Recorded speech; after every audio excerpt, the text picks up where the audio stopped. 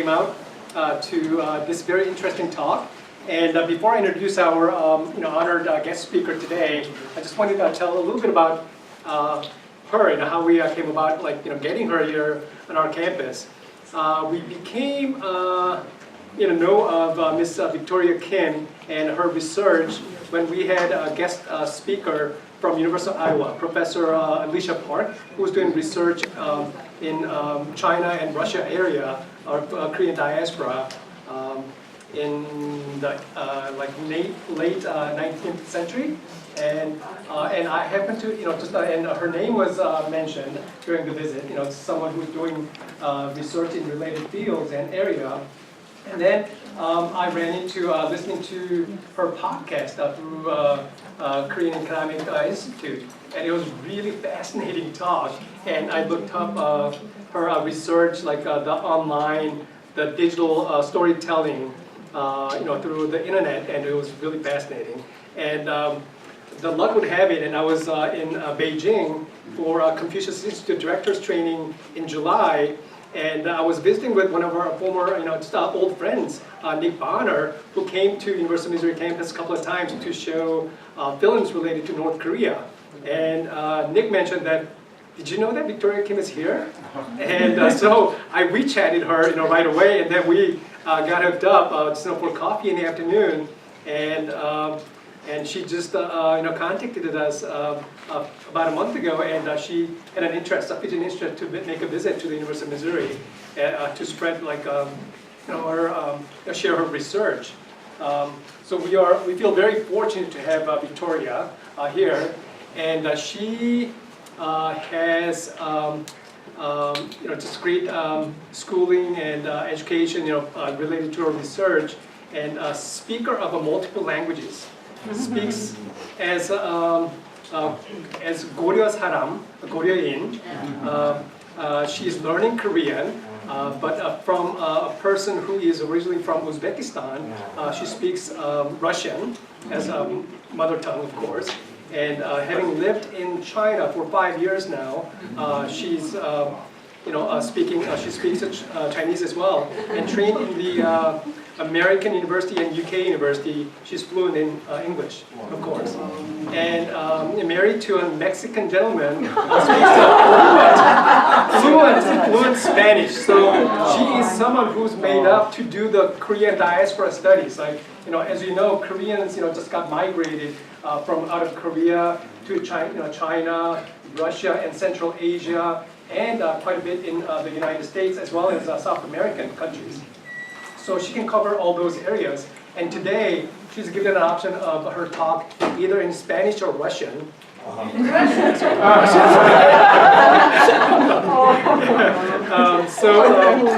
Let me give read her formal profile. Victoria Kim holds a master's from the Johns Hopkins University's School of Advanced International Studies in Korean Studies, and also another MA from the University of Bolton in International Multimedia Journalism. Originally from Tashkent, Uzbekistan, she's currently based in Beijing, China, as a researcher and documentary storyteller. Her multimedia long reads and podcasts on the Korean diaspora in the former Soviet Union are featured in The Diplomat and by the Korean Economic Institute of America. Victoria has widely spoken on the topic of international audiences at the George Washington and Johns Hopkins Universities in Washington, D.C., in the United States, Royal Asiatic Society, China and South Korea, and World Culture Open in Beijing and Seoul, and etc. And she's going to be giving a talk in her alma mater, Johns Hopkins, on Friday. Prior to that, we are really fortunate to have her on our campus to learn about her research. So please welcome her with a round of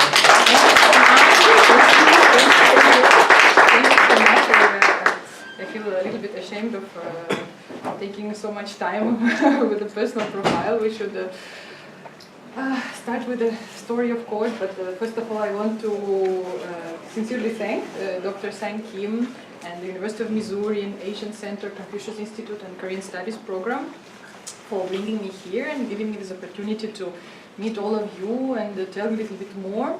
about the projects I've been working on, and most importantly about the story and the history and culture of our Korean diaspora in the former Soviet Union, in Uzbekistan, Central Asia, and Russia. The Korean diaspora, which is a little bit known in South Korea and outside in the Western world, in the outer world, but also it's still not such a well-known overseas Korean diaspora. It stays somehow a mystery until nowadays. The diaspora known as Koryo Saram, Koryoin, or Korean people who left the historical motherland a long time ago, actually.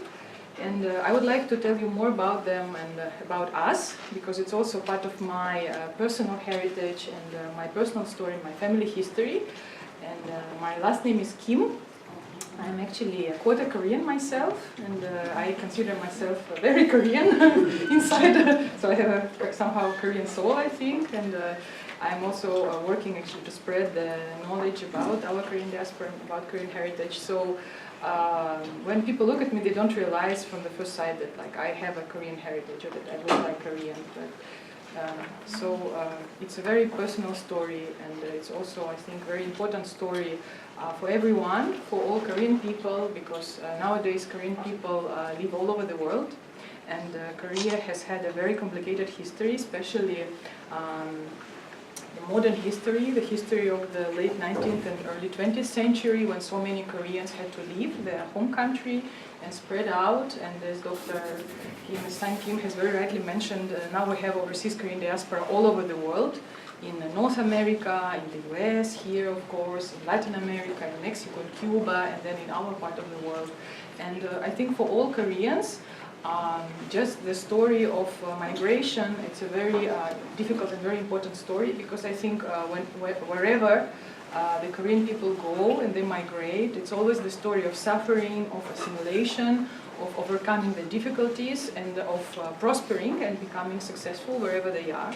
So I would like to tell you the story of our Korean diaspora and all the suffering it has to overcome over the course of our history. Recent, also modern history in the early 20th century. But before starting with all of that, I actually want to ask you, because I want to estimate how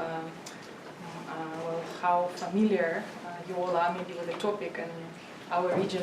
How many of you have heard about Central Asia, about Uzbekistan? Can you please raise your hands?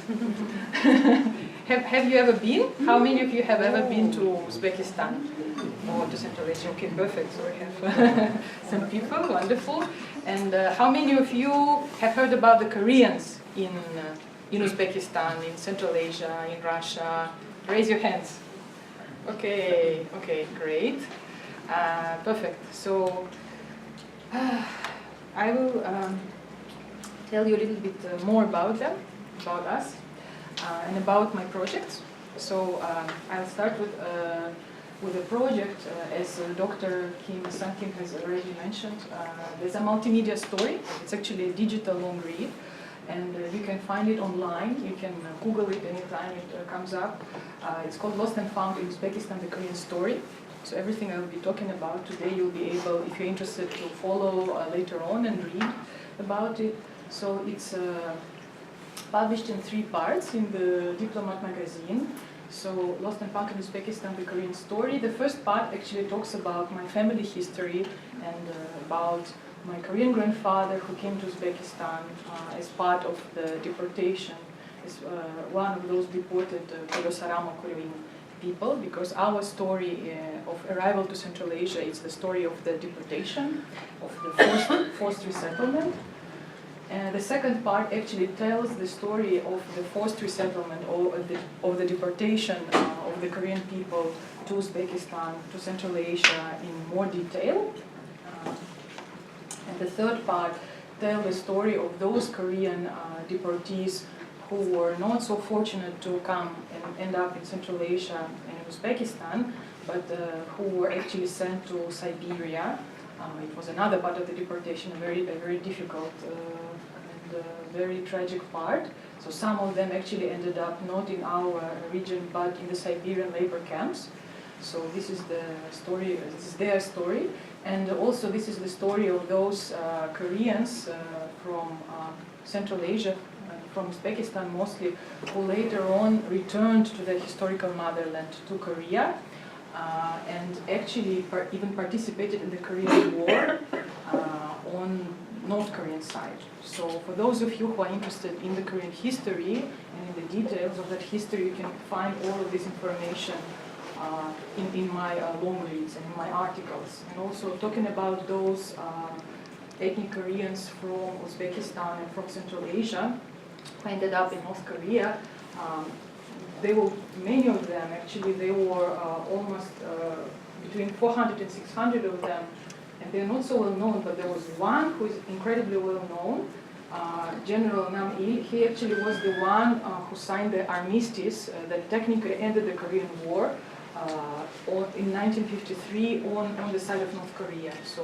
he was the one who technically signed the war-ending armistice on behalf of North Korea, and he was one of our Koreans. So for those of you, again, who are interested in the Korean history and those details, you can find all of that information in my articles.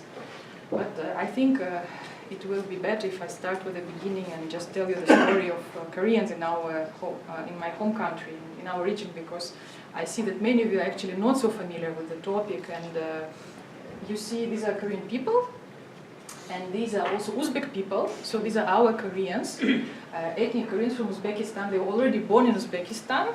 So this is like the third generation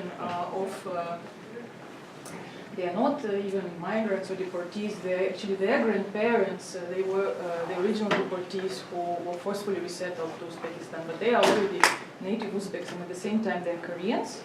So you can see that actually Koreans are part of our population in Uzbekistan, and it's very, I mean, for us, it's very normal to see Korean faces on the street, and yeah, actually, it's better. It's better like that, right? So I'll scroll it back. So for us, Koreans are actually just as Uzbek as Russians are, or Uzbeks themselves, or Tatars. We have a very multi-ethnic population, and Koreans are not considered as foreigners or outsiders, but they're just like normal citizens of my home country. And at the same time, they're very Korean. They preserve their culture, and we all eat Korean food as part of our national cuisine. And this is also something very typical. You can see always in the markets, because also Central Asia is like Oriental culture, like Uzbekistan, we have markets, abundant markets, and everywhere. And we have like Korean ladies always selling the Korean food. Like this is our style of panchan, like Korean panchan. But it's different, right? You can see. So we cook it, we prepare it from the local ingredients. And this is also northern style of Korean cuisine. So our Korean Koryo-saram or Koryo-in diaspora, the Korean deportees who originally came to Uzbekistan, they come from the north of Korea. Back then, Korea was still one united country, and most of them come from Hamgyong province. So this is like Hamgyong style cuisine, northern cuisine, which got adjusted and adopted in Uzbekistan and assimilated and adjusted to local ingredients. The ingredients that Korean people could actually find in Uzbekistan. And the Korean culture also got adjusted. So can you guess what kind of celebration it is from the picture? From the wedding. No. 60 years. Actually, yeah. These are very good questions, because we do celebrate in the Korean way, and our Korean diaspora does celebrate Korean weddings, Korean style, well, local Korean style, and Hwangap, the 60th anniversary, 60th birthday, and Dol, the first birthday, first anniversary. But this is actually the celebration of Solal. Yes, or the Lunar New Year. Yeah, for us we call it like Korean New Year or Lunar New Year. So. And I was very fortunate that I was there. I took this picture this year. I was there in February, so it was there at the end of February, and it was on one of those Korean collective farms. So I hope I'll have enough time to tell you more about all of that. But you can see this is our ethnic Korean community, and this is how also Korean cuisine and food got adjusted. So it's very Korean for us, but then it's also very Russian. You see like all of the setup and And we also had some performances, so this is also for us like the traditional Korean kind of festivity. Because they were singing mostly like the old folk songs, which are the traditional folk songs which both North Korean and South Korean people can relate to, because these are like the old folk songs actually, very old folk songs that like are very dear to the heart of every Korean, which these Koreans brought with themselves from the one united country, Korea, and which they left very, very long time ago, but they kept them, so this is something also very important for us.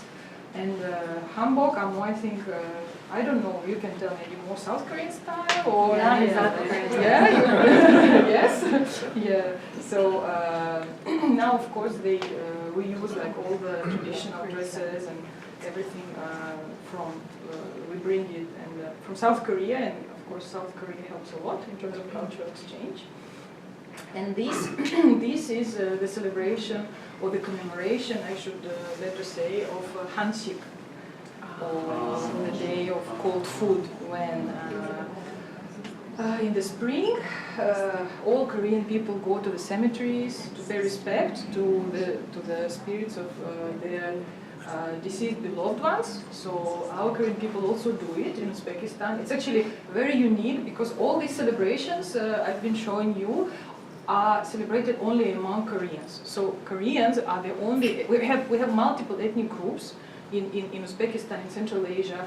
We're very ethnically mixed, but this is the only ethnic group that really observes all those traditions. So, because these are the Korean traditions that they brought with themselves to Uzbekistan.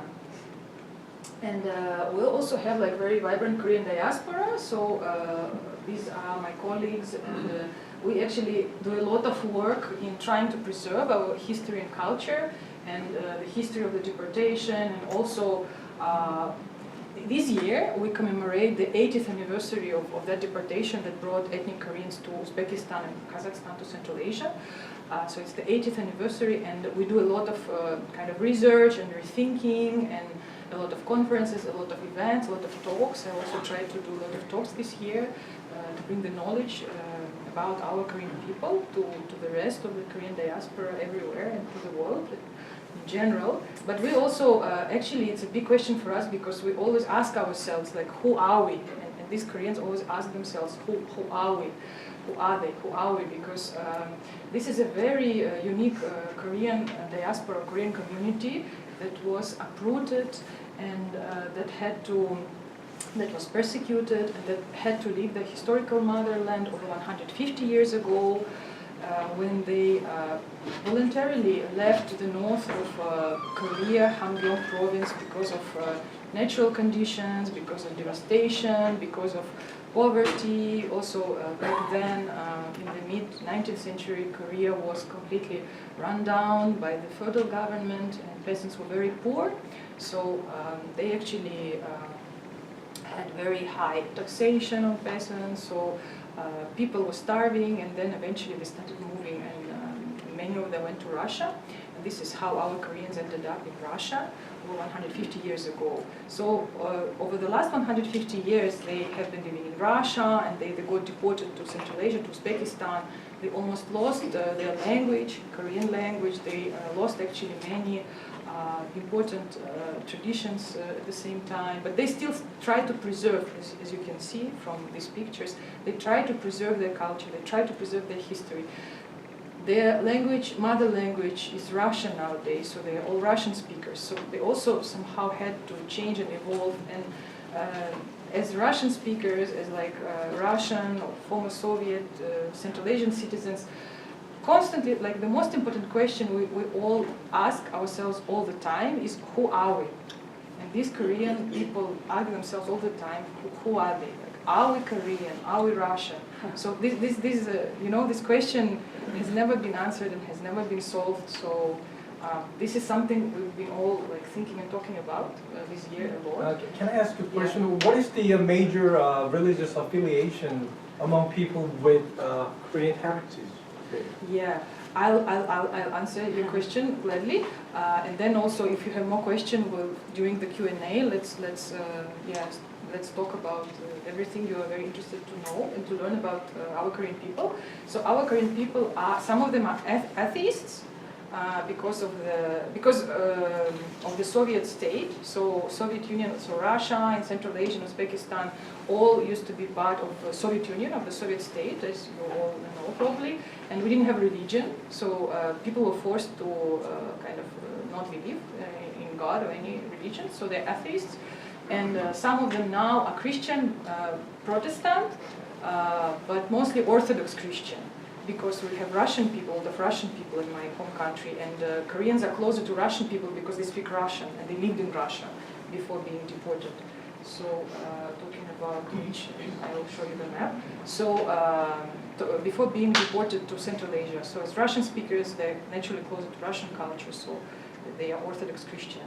And yeah, mostly Protestant, Orthodox Christian, maybe Buddhist kind of in their heart, but non-believers. But I'll return also to the original topic of our conversation and my presentation, which is the deportation of 1937. So all Korean people, before being deported, they already lived in the Far East, so in the Primorsky Krai here. It's the tiny border between North Korea, between the northern tip of North Korea. Also China is very close, and Russia was very close. So this is where all Koreans were moving at the end of the 19th century.